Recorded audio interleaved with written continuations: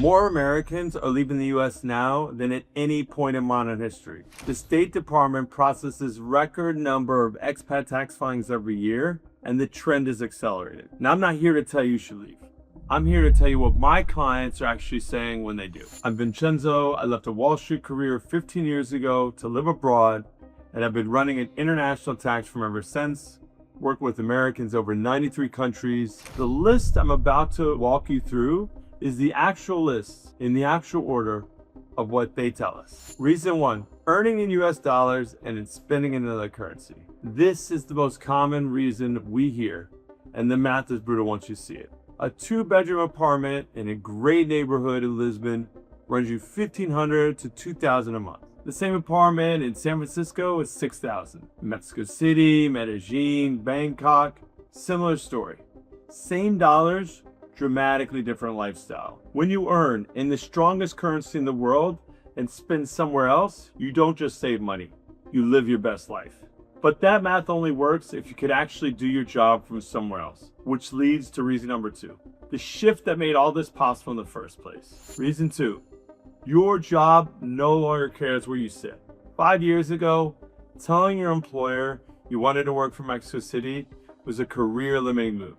Today, half our clients work for US companies that don't ask, don't care, or actively support it. The infrastructure exists. The video calls work. The deliverables get delivered. And again, it all depends on your employer. So if they push back, then you could ask to go on local payroll or potentially become an independent contractor, and that might appease them. The only thing standing between most people and a life abroad is the decision to do it, which leads to one of the most expensive parts of staying in the US, and the part that most people only feel the cost when something goes wrong. Reason 3, healthcare. The healthcare difference is bigger than people realize until they experience it. Americans abroad routinely tell us they pay 1/3 or 1/10 of what they pay in the US for similar or better care. I actually did a pretty invasive ear surgery with skin grafting here in Brazil. It cost me $4,000. That same surgery would have been $20,000 in the US. And it was one of the best surgeons in Brazil, and the hospital literally reminded me of a country club. My dental checkup here is about $30 versus hundreds of dollars in the States. This isn't about quality. Most major expat hubs have hospitals that meet or exceed US standards. It's about a system that doesn't break you financially when you use it.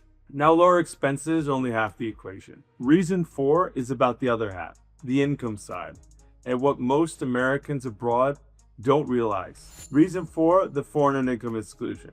If you qualify, the IRS lets you exclude roughly $130,000 of earned income from US tax every single year. To qualify, you generally need to be physically outside the United States for at least 330 days in a 12-month period, or genuinely set up as a resident of another country. That's not a loophole. That's written in the tax code, form 2555. Check it out. And if you're a couple and both spouses qualify, you're looking at roughly $260,000 of income protected from US tax. That alone is the reason a lot of clients tell us they can finally breathe. Lower expenses, more income. I mean, I honestly wouldn't be here running Online Taxman if it weren't for the fact that I saved so much in my expense burn and taxes paid when I left Wall Street to live in Buenos Aires over 16 years ago. It wasn't just for the steak. Because I was saving so much money, it allowed me to invest in growing the business, Google AdWords, marketing spend, and hiring people. I went from a one-man shop to having over 60 great employees, all because of the cost of living and the FEIE. The next reason is about what you could do with that combined math, and it's the one that surprises people the most when they see what their dollars can actually buy. Reason 5, owning property in places you couldn't dream of owning in the United States. A modern 2-bedroom in central Lisbon, $600,000. A house with a pool in Medellin, $300,000. A penthouse in Bangkok with city views, under $1 million.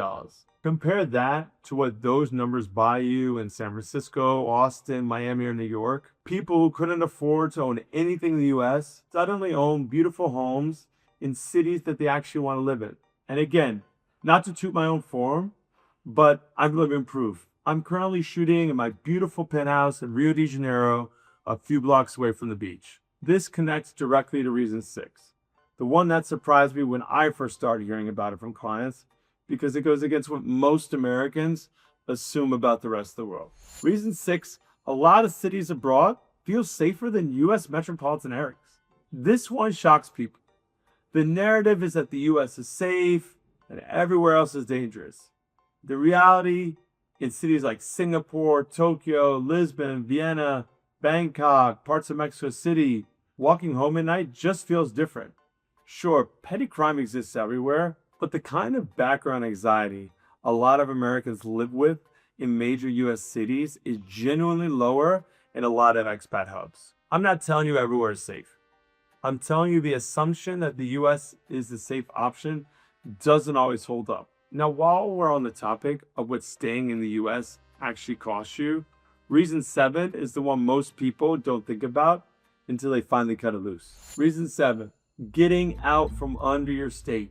If you live in California, New York, New Jersey, Virginia, Massachusetts, Illinois, any high tax state, you're paying a state income tax bill on top of your federal one. California's top rate is over 13%. New York City residents pay city income tax on top of the state income tax. When you move abroad and properly cut your state ties, that bill can go to zero.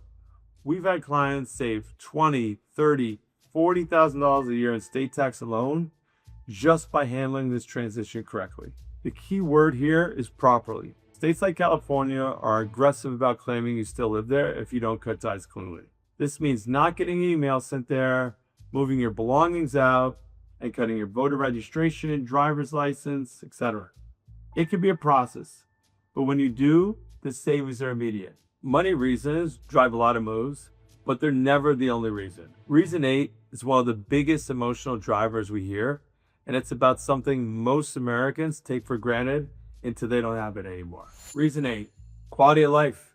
Walkable cities, real public transit, communities where you actually spend time outside chatting with people over a coffee or wine, where kids actually play outside, neighborhoods where you know your neighbor, the food is better, where you could stop and smell the roses and not be rushing all the time. A lot of clients tell us that the financial reasons got them interested, but the quality of life reasons are what made them actually go. A long time ago, when I moved to Argentina, I noticed a really interesting thing. The economy was a complete mess. There was rampant inflation. No one saved money because literally they didn't trust the banks, and the value of your money today would be worth half tomorrow.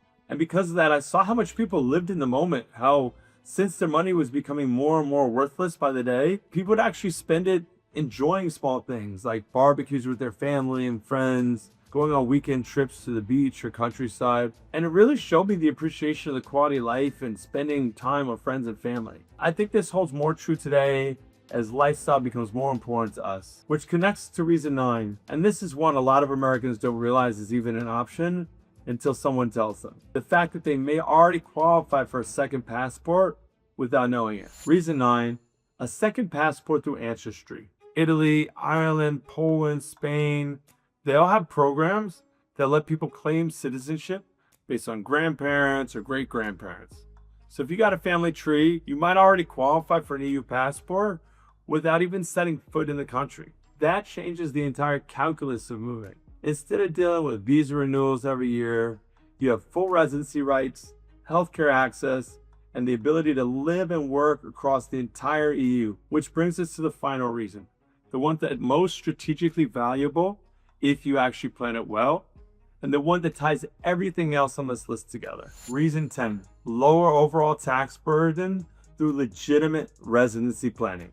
This is the piece that determines how much of everything else on this list you actually capture. Beyond the FIE, there are countries with specific tax programs designed for foreign residents. Portugal had favorable programs for new arrivals. Italy has a flat tax option for high earners. Greece, Spain, UAE, others have similar setups with their own rules. And these aren't just loopholes. They're official programs each country uses to attract specific kinds of residents. When you combine the right country with the proper US tax planning, the total tax picture often looks dramatically different than what you're paying in the US right now. The catch is that this only works if you plan before you move.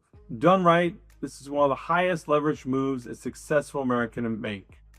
Done wrong, it creates problems that take years to unwind. So these are the 10 reasons we hear most often: arbitrage, remote work, healthcare, the FEIE, real estate, safety, state tax, lifestyle, dual citizenship, and tax residency planning. If any of these hit home, the most common mistake people do is moving first and figuring out the tax piece last. The tax side has to come first, because how you structure the move determines how much of these benefits you actually capture. If you want to go deeper, the next video on the screen breaks down exactly how the foreign earned income exclusion works and the 3 ways most expats accidentally disqualify themselves from it. Watch that one next. And if you want us to look at your specific situation, the link below will get you on a call with our team. Thank you.